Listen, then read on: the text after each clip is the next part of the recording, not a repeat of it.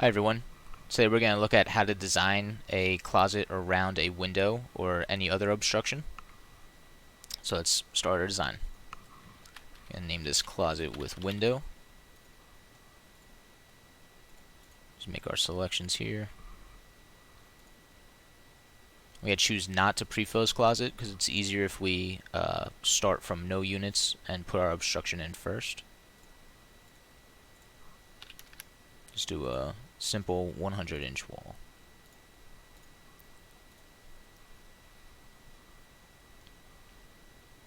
So let's drill down into this wall and add in our obstruction.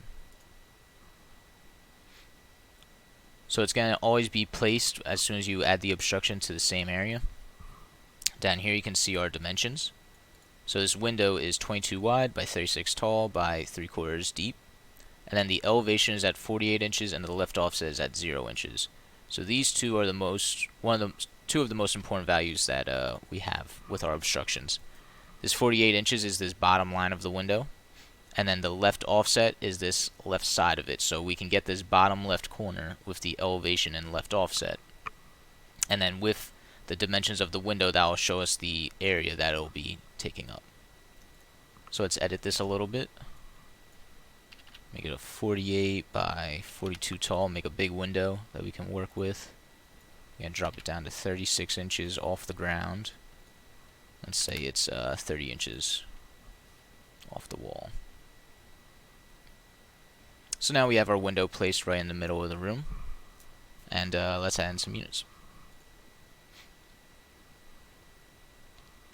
One thing to note, so we add in our first unit. One thing to note is this end position, the second line here, when I highlight over a component, the end position, the left is 3/4 of an inch and the right is 75 and 1/4 of an inch.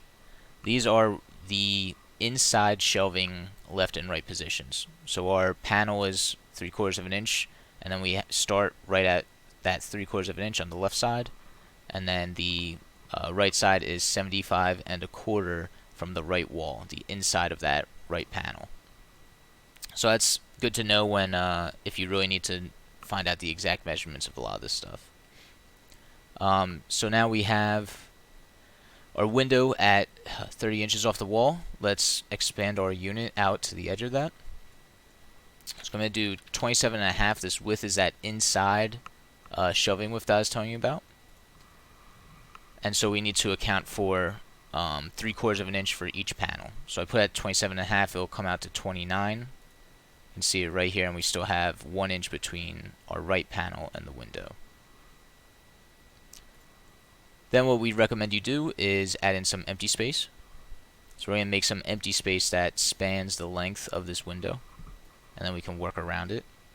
So our window is 48 inches wide. If we remember, let's make it 50 inches so we have an inch on each side to work with. You can see it comes right up, and then this open space goes right to up to 1 inch. Add in a unit on the other side, and it pops right in. So now if we want to maybe put bases under here or some kind of units under here, let's swap this empty space out for some shelving units. And the shelving units cannot go as far as empty space can, so now it's kind of messed up or not messed up, but left us some open space. So let's edit this unit. First off, we gotta drop the base height. So we're at 36 is where the window is. Let's drop to 34.8. And then width-wise, we have 50 inches covered, so let's make it 25, and we'll just copy this and put it back in here. So come right here, copy the unit. Then we can paste in our open space and just pop it over. So now we have our unit, 2 bases, another unit, all working around this window. So that's how you work around obstructions in ClosetPro. If you have any questions, feel free to give us a call. Thanks.